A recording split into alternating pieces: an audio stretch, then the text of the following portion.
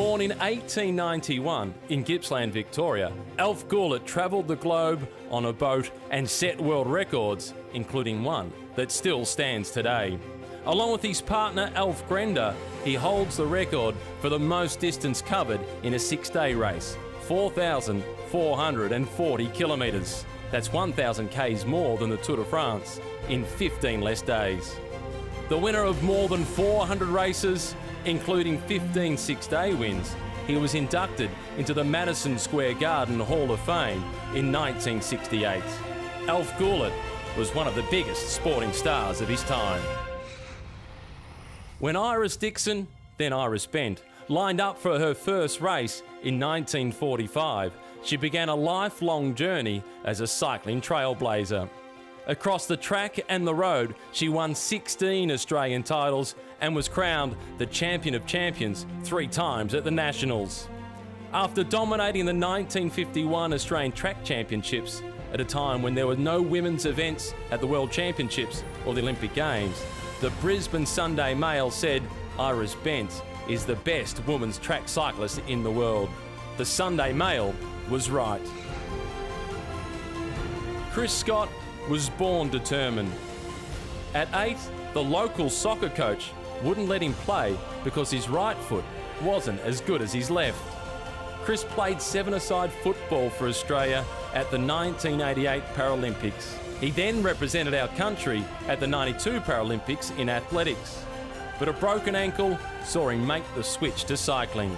On the bike between 1996 and 2008, he won 6 Paralympic gold medals, 2 silvers and 2 bronze medals. The 2005 Australian Sportsperson of the Year with a Disability, Chris Scott, is one of the greatest Australian cyclists of all time. When mountain biking was breaking new ground, Mary Grigson was one of 2 riders breaking new ground for Australia. The only Australian woman to have won an elite World Cup race, Grigson is also Australia's best performing mountain biker in Olympic history, finishing 6th in Sydney. A 5-time Australian champion, a dual winner of the American National Championship Series, a Commonwealth Games gold medalist, Grigson was crowned the 24-hour World Mountain Bike Champion in 2001. Riding her first race in 2001, it didn't take long for Anoni Wood to rise from newcomer to the world's #1. 2004 got off to the perfect start, claiming the Australian Road and Time Trial titles, soon followed by the Geelong World Cup, which set her up for the overall series win, ending the season at the top of the world rankings. She backed it up in 2005 by winning the World Cup Series for a second time.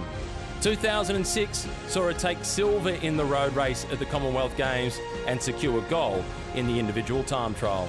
For 2 years, Anoni Wood was the world's best road cyclist. Sprinters, they tend to tread their own path. It's in their makeup.